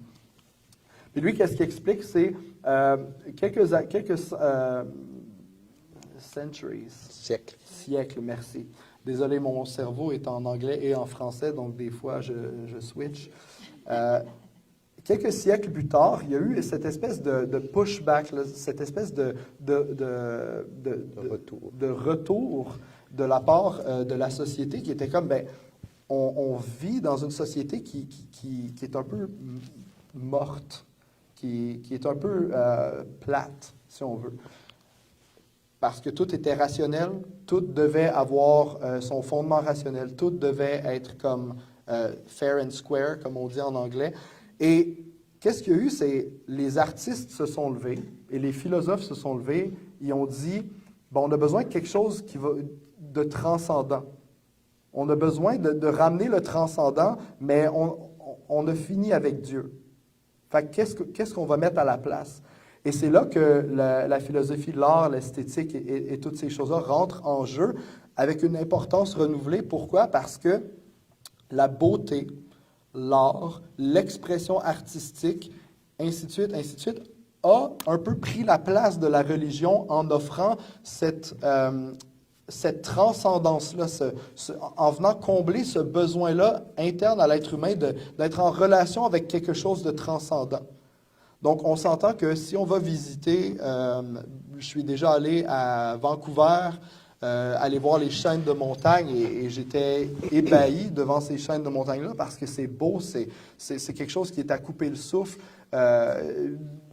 On va à des endroits, on voyage dans des pays, ainsi de suite, pour voir des choses qui nous coupent le souffle. Right? D'une certaine façon, c'est une expérience de la transcendance. Je me rappelle quand j'étais à Londres, j'étais à la galerie d'art, ça s'appelle National Gallery. Et je suis arrivé, je regardais les peintures, puis moi, je suis quand même visuel, mais peut-être pas autant que Teva. Moi, c'est beaucoup plus la musique qui va venir me toucher profondément dans mon être. Mais je suis arrivé devant la peinture Sunflower de Van Gogh. Et j'ai commencé à pleurer. Je ne peux pas expliquer qu'est-ce qui s'est passé, mais il y a quelque chose qui s'est passé. J'ai regardé une image, et cette image-là m'a communiqué quelque chose qui me dépassait. C'est venu me toucher. C'est comme si, d'une certaine façon, j'avais comment j'expliquerais ça? Un sneak peek dans la vie de Van Gogh. Et ça m'a vraiment bouleversé parce que c'est un mélange de joie et de peine, de souffrance et de bonheur, d'accomplissement, mais de faillite aussi, et ainsi de suite, et ainsi de suite. Et ça m'a bouleversé. Je pleurais devant la peinture. Donc, ça, c'est juste pour expliquer à quel point est-ce que l'esthétique ou l'art vient combler cette espèce de trou-là à l'intérieur de nous qui a été laissé par le rejet de Dieu, par la société, par le monde qu'on connaît aujourd'hui, qui est un monde séculier. Séculier, qu'est-ce que ça veut dire? C'est un monde qui a rejeté un peu cette transcendance-là, ou au moins qui a rejeté le religieux et le traditionnel. Donc, pendant mes études à la maîtrise, ça m'a vraiment parlé. Je lisais le livre de Charles Taylor qui fait une job stellaire, je dirais, à décrire comment est-ce que l'âge séculier est arrivé, mais aussi les moyens qu'on a eus, nous, en tant que société, pour combler les manquements ou combler les trous que ça a laissés. Et avec le sujet de l'esthétique, je me suis dit, j'ai envie d'écrire ma thèse de mémoire sur un sujet qui est en lien avec l'esthétique. Et moi, je suis le pasteur de louange à l'église La Chapelle Myland, et je me suis dit, je pourrais peut-être le faire sur la musique, mais en même temps, c'est un sujet dans lequel je baigne tellement que j'avais l'impression que de défaire tous mes billets en faisant mon travail, ce serait tellement difficile. Je savais que j'avais comme trop de connaissances ou d'acquis à ce niveau-là pour être capable d'être vraiment le plus objectif possible dans ma recherche. Donc là, j'étudiais un peu, OK, l'esthétique, ça comprend quoi? C'est quoi les arts? Quels arts sont vraiment exploités dans l'Église, lesquels ne le sont pas? Là, une des choses que j'ai vraiment commencé à apprécier, c'est l'architecture d'Église. Et je me suis dit, c'est drôle, parce que ça m'intéresse, mais nous, on est au Théâtre Fairmount les dimanches soirs. C'est laid, le Théâtre Fairmount, comme on dit en bon québécois, c'est pas très beau, c'est très laid. Et je me suis dit, c'est intéressant que je m'intéresse à l'architecture d'église quand nous, on se rencontre dans un endroit qui est vraiment absolument loin d'être esthétiquement plaisant, si on y va d'un angle de conversation très traditionnel avec les églises super belles et cathédrales. Et j'ai découvert que ce sujet-là, croyez-le ou non, vous allez probablement le croire, comme toute autre chose dans la société, c'est un sujet qui est très polarisé et très polarisant aussi. Juste pour vous donner un exemple, j'ai lu 2 auteurs dont le point de vue est extrêmement différent. J'ai lu Edward Anders Sovic, qui lui a écrit dans les années 70, et que lui, son idéal, c'est l'idéal pré-christianisation de l'Empire romain. Et je ne sais pas comment est-ce qu'il en est arrivé là, mais lui, ce qu'il disait, c'est on doit retourner à ce qu'il appelle en anglais « the non-church building », le bâtiment qui ne ressemble pas du tout à une église, le bâtiment qui ressemble plus à une maison où est-ce que les gens sont assis autour d'une table, symboliquement, il y a une table dans le milieu et on fait un demi-cercle ou un cercle complet, et ainsi de suite. Puis lui, il ne voulait pas d'icône ou plutôt le minimum possible d'art dans l'Église. Il voulait que ce soit très, très, très intentionnel, qu'il y ait vraiment un meaning profond dans l'œuvre d'art qu'elle exposait, que ce ne soit pas plus que 1 ou 2 œuvres d'art, tu sais, des trucs vraiment spécifiques, là. Et j'ai lu après ça une auteure plus récente qui s'appelle Moira Dorley, qui, elle, est une traditionnaliste, mais comme complètement à l'opposé, où est-ce que elle, c'est comme, je peux pas croire qu'après Vatican II, les prêtres se sont tournés pour regarder l'audience. Je peux pas croire que les églises sont pas construites pointant à l'est, parce qu'on sait tous que l'est, c'est là qu'il faut regarder, parce que c'est le soleil levant, c'est de là que Jésus va revenir sur le mont des Oliviers, et ainsi de suite, et toutes ces choses-là. Et je peux pas croire qu'on va se mettre en demi-cercle. Et John Locke dit que si on regarde les uns aux autres, en fait, on fait des uns des autres les idoles. Là, j'étais comme, c'est quand même assez intéressant de voir ces 2 points extrêmement différent, extrêmement en contraste, mais aussi, littéralement, elle a eu la moitié de son chapitre où est-ce qu'elle rebutait Sovic, l'auteur que j'ai parlé avant. Elle en parlait, mais pas très bien, évidemment. Elle a dit qu'à cause de lui, il y a eu les buildings les plus laids dans l'histoire de l'Église, ainsi de suite. Donc, j'en passe. Mais c'est intéressant de voir que on regarde la politique, il y a de la polarisation. On regarde les questions sociales, il y a de la polarisation. On regarde à l'Église, les théologies, il y a de la polarisation. On regarde même la question de l'architecture et c'est une question qui est polarisée. Et moi, dans ma tête, je me dis, en fait, il faudrait peut-être essayer de ne pas être polarisé sur ce sujet-là. Je vous explique. Je ne veux pas prendre trop de temps non plus, mais je crois que ça, c'est vraiment important. Dieu est à la fois transcendant et immanent. Je vous définis les termes pour qu'on comprenne. La transcendance, c'est qu'est-ce qui est complètement à l'extérieur de notre portée. La transcendance, c'est un peu ce sentiment-là que c'est beaucoup plus grand que moi. Si tu vas dans un endroit, admettons qu'il n'y a pas de lumière, tu regardes le ciel le soir, tu vois toutes les étoiles, la bordure de notre galaxie, tu es comme émerveillé. Ça, c'est un sentiment de transcendance. C'est un sentiment qu'il y a quelque chose qui est beaucoup plus grand que moi, qui est presque inatteignable. C'est un sentiment de petitesse de notre part, mais de grandeur à l'extérieur de nous. Et de l'autre côté, il y a l'immanence, qui est l'opposé de la transcendance, qui est, en ce moment, de la façon qu'on est, c'est très immanent, parce que moi, je suis à côté de Alain Mongeau, je vous vois tous, je vous regarde tous dans les yeux, on est ensemble dans un même milieu. Il y a un sentiment de familiarité, il y a un sentiment de « on est ensemble », il y a un sentiment de « Dieu est parmi nous », right? Donc, Dieu est complètement à l'extérieur, Dieu est complètement transcendant, mais par l'incarnation, Dieu s'est aussi fait immanent. Dieu a habité parmi la création et la Bible nous enseigne que Dieu habite aussi maintenant parmi les croyants via la présence de l'Esprit Saint sur nos vies. Donc voilà, ça c'est les bases sur lesquelles je nous dépose. On a la transcendance, on a l'immanence. Et une chose qui est intéressante, c'est que ces deux thèmes-là, ou ces deux thèmes abstraits-là, reviennent souvent dans la discussion sur l'art, mais aussi sur l'architecture d'église.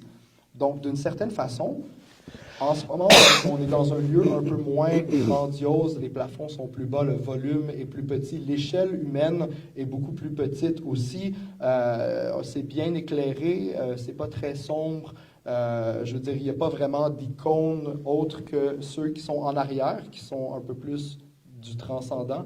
Mais bref, on n'est pas dans... Je suis pas mal sûr que si on allait en haut, là, l'histoire serait différente.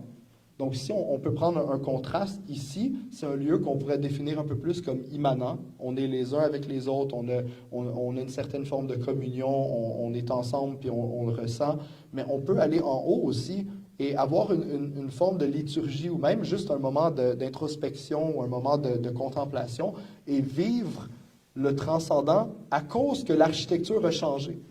On ne vivrait pas la même expérience si on faisait ce temps-là de contemplation, whatever, ici, dans cette pièce, que si on le faisait en haut. Mais le truc, c'est qu'on ne peut pas dire on veut seulement une architecture transcendante ou seulement une architecture immanente. Pourquoi? Parce que Dieu est immanent et il est transcendant. Donc la question, c'est comment est-ce qu'on arrive à faire une architecture ou à avoir une architecture ou à adapter notre architecture pour qu'on soit capable d'expérimenter les deux, la transcendance et l'immanence. Et c'est là ma thèse de quoi je parle. En fait, c'est mais comment est-ce qu'on peut arriver à ne pas être polarisé sur la question ou à ne pas avoir à être polarisé sur la question parce que théologiquement, ça ne fait aucun sens qu'on soit polarisé sur la question. Historiquement, ça ne fait pas de sens non plus parce qu'on a vu avec Alain, il y a eu tellement de différentes formes d'architecture d'église, tellement de différentes formes de liturgie qu'on pourrait se poser la question, et avec droit, ben, c'est laquelle la bonne? Et je crois que la réponse, c'est aucune. Aucune n'est la bonne.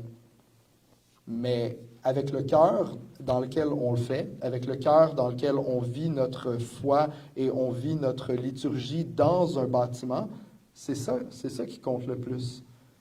Parce qu'au final, ben, je peux être dans la grande église transcendante et vivre la liturgie classique et ainsi de suite, mais si mon cœur n'est pas avec le Seigneur, si mon cœur n'est pas en relation, en communion avec Dieu par le biais de l'Esprit Saint, ben ça sert à quoi que je fasse ça? Je vais vivre une belle expérience comme je pourrais vivre si je vais monter une montagne et je regarde un lac et ainsi de suite. Je peux vivre cette transcendance un peu éphémère, mais si je veux vivre la vraie transcendance, je la vis avec Dieu. Mais d'un autre côté, je peux avoir aussi tous les amis du monde, je peux avoir tout le meilleur cercle social, la vie la plus ancrée, les événements les plus familiers ou les événements d'église les plus familiers, les plus immanents. Mais si je ne suis pas en communion avec Dieu, ben finalement, l'immanence de Dieu ne demeure pas avec moi parce que je suis encore coupé de lui à cause de mon péché, à cause de ma résistance et de ma dureté de cœur. Donc, je vais conclure avec ça parce que je ne veux pas parler jusqu'à 2 heures du matin.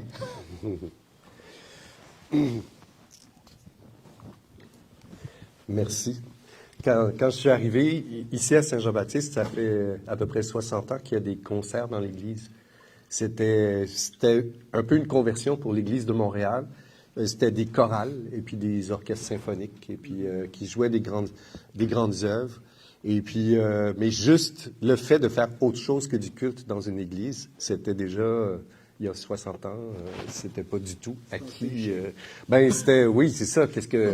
On transforme l'église en un endroit de foire et tu sais. Et donc, on porte atteinte à la dignité, tu sais, justement, de la transcendance. Et pourtant, quand je suis venu ici la première fois dans l'Église, c'était une époque où j'étais pas tellement engagé en Église. J'étais venu voir mon frère parce qu'il jouait de la contrebasse dans un orchestre ici. Et c'était le Requiem de Mozart. Puis, tu sais, j'ai été complètement ébloui de la beauté que je découvrais de cette œuvre que vous connaissez. En tout cas, moi, je l'ai entendue la première fois ici.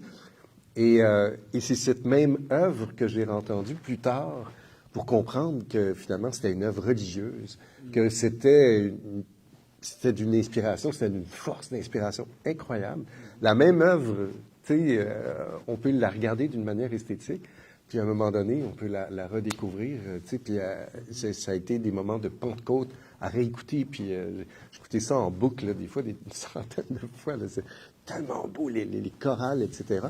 Puis j'ai été touché aussi, quand je suis arrivé ici comme curé, un jour, je ne sais pas ce que vous auriez fait, vous, mais le téléphone sonne, un impresario de Patti Smith, vous connaissez, c'est une vieille chanteuse qui était à Woodstock, une rockers.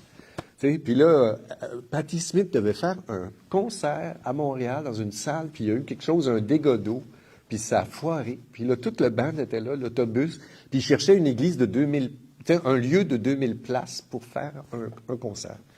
Fait que j'ai dit, ben écoutez, je vais y penser, là. En tout cas, venez, et puis venez voir déjà si ça peut convenir. Puis ils sont arrivés, puis enthousiasme, etc. Fait que j'ai fait mon signe de croix, puis j'ai dit, ben let's go, Patti Smith. J'en revenais pas, tu sais. Moi, j'écoutais ça quand j'étais jeune, tu sais, puis c'était vraiment, on écoutait ça dans les parties. Puis à la fin de son spectacle, elle était dans la salle, ceux qui connaissent la salle des Marguillés, en haut, tu sais, il y a des chaises berçantes, là. Dans le presbytère ici, était là. Puis là, j'ai pas résisté. Vous êtes Patti Smith, je suis le curé. Écoutez, je vais écouter votre musique pendant... Elle était super émotive, elle versait des larmes, elle dit, j'ai chanté mes chansons dans une église, dans ce lieu. Elle dit, vous savez, je suis catholique, puis je chantais mes chansons ici, puis je redécouvrais mes propres paroles. Ça veut dire que elle-même faisait, à travers le symbolisme puis le sens que peut avoir l'architecture, toutes les paroles qui sont contenues dans la liturgie, ça l'a porté, ça l'a tourné, ça l'a ouvert, ça lui a fait vivre une expérience qui l'a bouleversé. Elle m'a dit, je vais faire un spectacle juste pour les églises, puis je vais revenir. Elle n'est jamais revenue. Mais en tout cas, mais elle a vraiment vécu quelque chose. Et puis, j'ai beaucoup aimé, quand vous dites l'art, c'est la mémoire aussi. L'esprit qui a parlé dans la synagogue, qui a parlé dans les vieilles liturgies, qui a parlé à travers les siècles dans la liturgie grégorienne, dans toute notre tradition, elle nous dit quelque chose. Et il y a des expériences formidables à vivre là-dedans. Alors, je sais que le temps passe, puis on pourrait dire plein de choses, mais on avait pensé faire des petits groupes, mais je pense que ça va nous mettre un petit peu tard. Je m'étais dit, tu sais, il y a peut-être des questions qu'on pourrait se poser. Quelles sont mes propres expériences avec les différents rites chrétiens, différents de celui dans lequel j'ai grandi éventuellement? Est-ce que j'ai été désarçonné? Est-ce que, tu sais, des fois, on a des discussions, les chants protestants, ça me parle pas vraiment. Je trouve ça larmoyant, je trouve ça... La culture américaine dans les chants protestants, tu sais, c'est-tu un incontournable? Est-ce qu'il faut revenir vers quelque chose de plus traditionnel qui nous réintroduit la notion de la transcendance, de la dignité, de la beauté? En tout cas, quels sont mes... je suis déjà rentré dans une église orthodoxe. C'est déroutant. Hein? Qu'est-ce qu'ils font là? Puis, à faire des petits bisous aux icônes et puis à sortir toutes les 5 minutes. On voit même pas l'autel. Il y a un rideau. Il est ouvert de temps en temps. Il y a tout un jeu de porte, on dirait un vaudeville. Puis la deuxième question, c'était, est-ce que les chrétiens devraient s'entendre autour d'un seul rituel, unifié pour mieux prier tous ensemble? Tu sais, je nous aurais laissé là-dessus. Est-ce que l'unité, c'est l'uniformité? Est-ce que si les symboles étaient plus universellement compris et accueillis, on serait plus unis? C'est ce que semblait penser le roi Charlemagne, et qui a imposé la réforme grégorienne, qui voulait faire l'unité, puis tout le monde devait prier avec les mêmes livres, aux mêmes heures, avec les mêmes textes. En tout cas, c'est des questions qu'on pourrait, sur lesquelles on pourrait s'ouvrir. J'aimerais réagir, donner un élément de réponse à... Vous avez le droit de réagir aussi. Je vais briser la glace pour la question de temps de questions et réponses. Est-ce qu'on devrait tous avoir la même liturgie? Est-ce qu'il y a... la réponse, c'est est-ce qu'on devrait tous faire la messe en latin? Est-ce qu'on devrait tous parler anglais? L'art est un langage et il y aurait possiblement autant de langage que de sensibilité. L'art, c'est des codes qu'on utilise pour créer des images, pour créer des musiques, pour créer des édifices. Et donc, ça veut dire qu'il ne peut pas y avoir un seul type de liturgie. La question, c'est quel langage est pertinent à notre culture, en particulier au Québec. Je voudrais me faire l'avocat des églises protestantes qui chantent du Hillsong et du Bethel des Américains.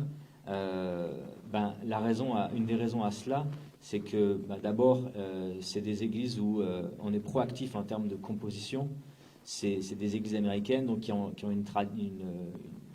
la tradition de aussi véhiculer, médiatiser leurs œuvres, qui répondent aussi à une sensibilité d'époque. Ça rencontre un public parce que ça sonne aussi comme son époque. Et moi, c'est ce qui m'a fait rester à l'église, en partie, parce que ça correspondait à ce que j'aimais. Donc ça rejoint un public. Après, c'est sûr qu'on ne peut pas plaire à tout le monde, mais la question, c'est qu'est-ce qui est pertinent aux chrétiens au Québec en 2024? Ça, c'est une question. Et est-ce que ça sera pertinent pour tous les chrétiens du Québec? Voilà. Qui veulent réagir? Oui?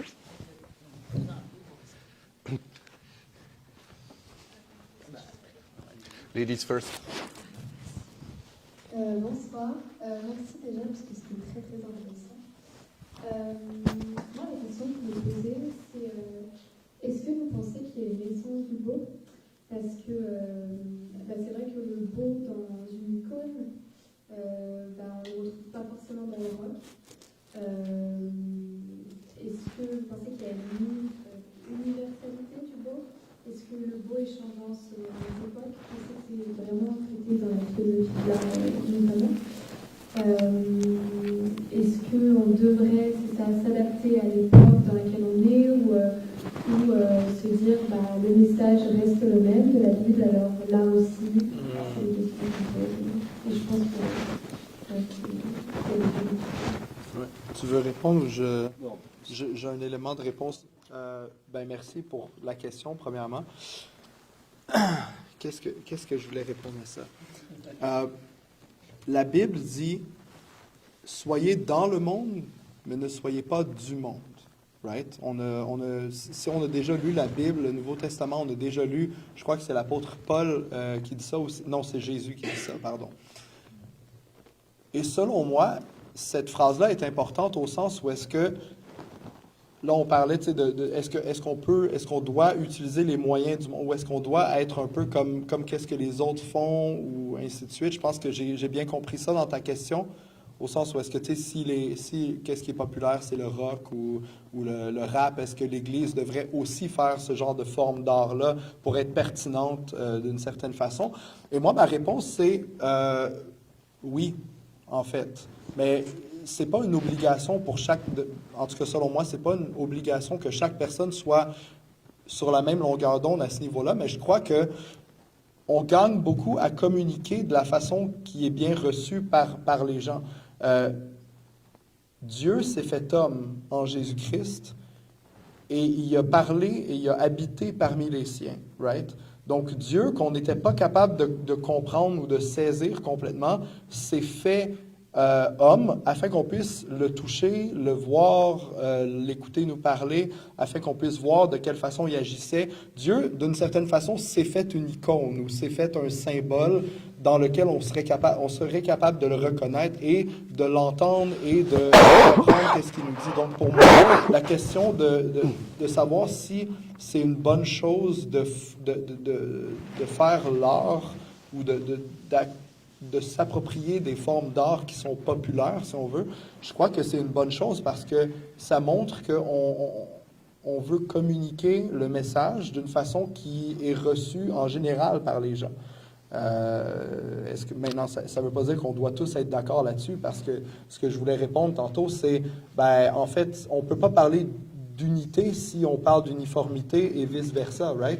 Si je parle de est-ce qu'on doit tous être uniformes, à ce moment-là, il n'y a plus vraiment la question de l'unité parce que si on est uniforme, ça sert à quoi l'unité? L'unité, c'est d'être unis ensemble dans nos différences, right? Donc, tout ça pour revenir à ce que je disais, c'est moi, personnellement, dans ce que j'ai lu sur l'esthétique et mes réflexions personnelles, pour la question est-ce qu'il y a une essence du beau?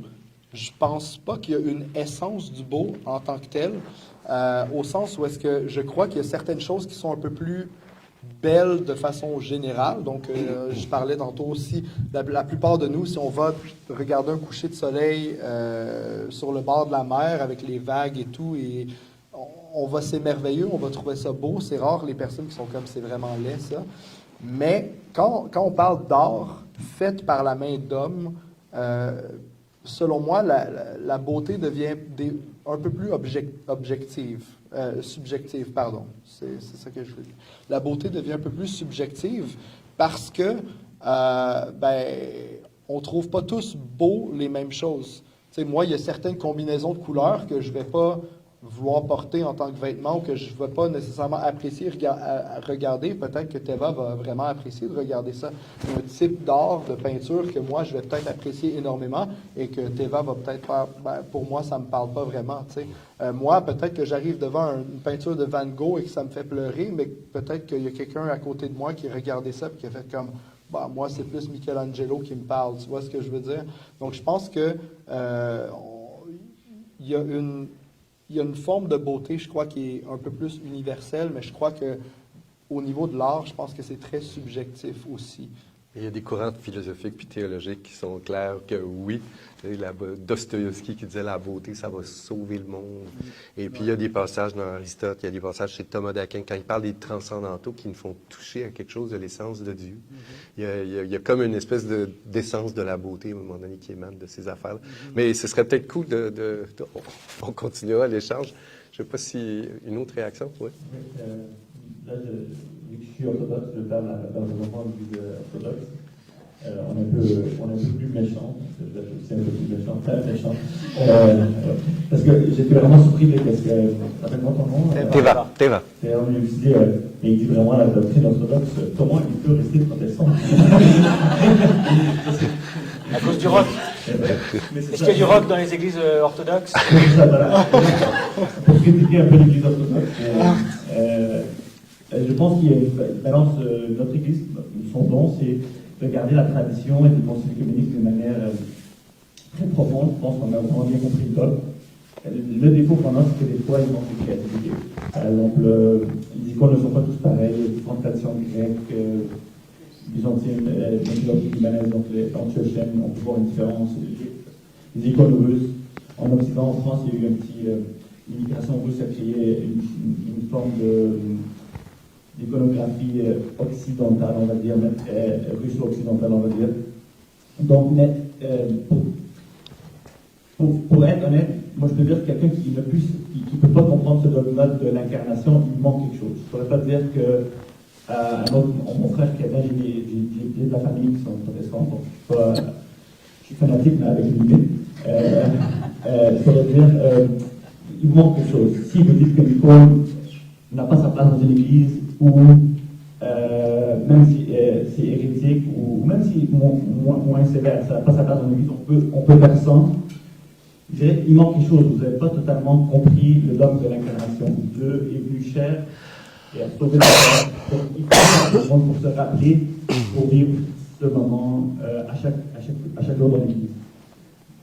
Cela étant dit, comme je dis, oui, il manque un peu de créativité peut-être dans l'église orthodoxe. Pour moi, je ne mettrais pas le rock dans la liturgie.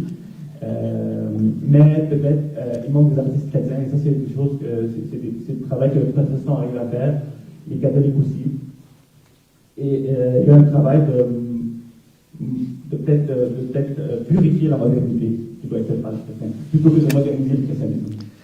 Il faut essayer de ne pas trop suivre on dit que celui qui épouse la modernité va vite se trouver veuf.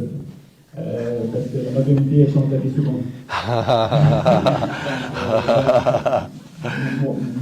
Le but de l'orthodoxe, c'est de ne pas rester veuf, mais en même temps, on a besoin des gens comme vous qui permettent une créativité et qui permettent d'écouter de la musique du rock chrétien.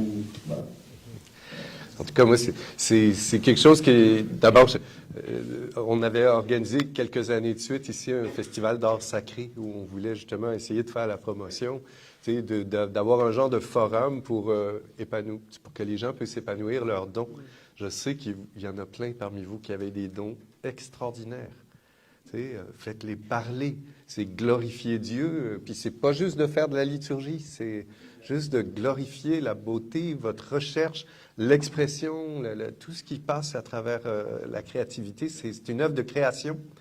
Et puis, la deuxième chose, c'est de l'ordre du partage, mais vous en faites ce que vous voulez, mais je trouve que c'est très intéressant de partir en pèlerinage honnête pour aller découvrir les autres églises chrétiennes. Pas juste parce que c'est la semaine de prière pour l'unité, mais parce que, comme tu le dis, il y a des il y a des pans entiers de notre foi, de notre compréhension de la parole de Dieu, de notre accueil de ce que l'Esprit a écrit, la mémoire vivante de l'Église. Tu sais, le concept de mémoire, c'est pas juste souvenir, ça continue. Tu sais, ce qui a été donné continue d'être une bénédiction dans la mesure où on s'ouvre pour l'accueillir. Et je trouve que de nous sentir riches d'une liturgie grégorienne, chantée en latin, nous sentir libres de lever les pattes dans une assemblée à la chapelle ou ailleurs, puis de dire « Le Seigneur est mon sauveur », d'aller me prosterner, puis vénérer, rencontrer le message d'une icône, de vivre une divine liturgie, etc. Tu sais, d'avoir un peu tous ces visas dans notre passeport. je pense que c'est juste respirer à plein poumon, c'est enrichir notre expérience chrétienne. C'est pas de renier notre tradition, je pense qu'il faut en épouser une, la connaître, parce que voilà, le bout de pain, là, le symbole, il nous unit les uns aux autres. Alors, on peut pas être juste sur une île tout le temps. Il faut qu'on trouve des familles. Mais après, qu'on ait la liberté, puis de se sentir riche de ce que les autres vivent. Et puis ça, je pense que c'est vraiment, ça fait partie des messages peut-être qu'on pourrait essayer. Moi, j'ai envie vraiment de vous remercier. Je trouve que le message que vous nous apportez, connaissance que vous êtes, d'où vous venez, et puis avec ce que vous nous avez partagé, c'est super. On peut continuer d'échanger parce que je sais qu'il y en a qui doivent lever les pattes, là, puis tout ça. Alors, vous allez rester ici quelques temps. Et puis, voilà, la chapelle... sont dans le quartier, et puis vous êtes ici chez vous aussi, vous avez le visa permanent, et puis vous êtes les bienvenus parmi nous. Merci de votre partage, et puis merci de votre attention, là, tout le monde. Merci, Alain. Une petite conclusion rapido. Oui, donc Alain vient de dire merci de votre partage. C'est ça qui est écrit sur la carte. Non, tu ne savais pas. Non. Alors, il y a quelques personnes qui ont écrit un petit mot dedans, pendant que vous parliez. Alors, pour vous dire merci. Juste une petite annonce, rapido. Samedi qui vient, ici même, dans cette salle, donc voilà, Jésus, on vient de dire que c'est la parfaite icône du Père. C'est lui qui dit « Qui me voit, voit le Père. Hein? » Amen. Voilà. Yeah. Alors, le thème de samedi, une journée, un 10 à 3.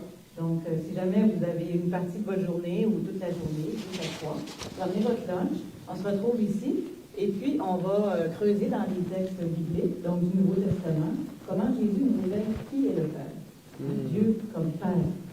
Alors, si vous voulez aller à la rencontre ou enrichir, approfondir Dieu comme Père dans les Écritures. Alors, samedi, ici, à 10h, vous viendrez si vous avez des questions. Valentine, pour la prochaine Alors, c'est juste pour vous dire que la prochaine banlieue dans 2 semaines, ça va être Sarah et Charles qui vont venir témoigner. Donc, Sarah et Charles, c'est un couple qui habite sur une ferme, en fait. Puis c'est un couple chrétien engagé. Ils vont faire un témoignage de C'est ceux de la ferme de Saint... La fameuse ferme. Bon, OK, correct. Il y a une ferme au Québec. Quand on parle de la ferme, les voilà. OK, génial. Ah ben ça m'a fait plaisir. Bâtir un couple solide et fécond. À partir de leur témoignage. Voilà. C'est le temps d'inviter vos amis. Sujet choc. Sujet choc. Merci. Merci beaucoup les gars. Vraiment, c'est super intéressant. Franchement, bravo.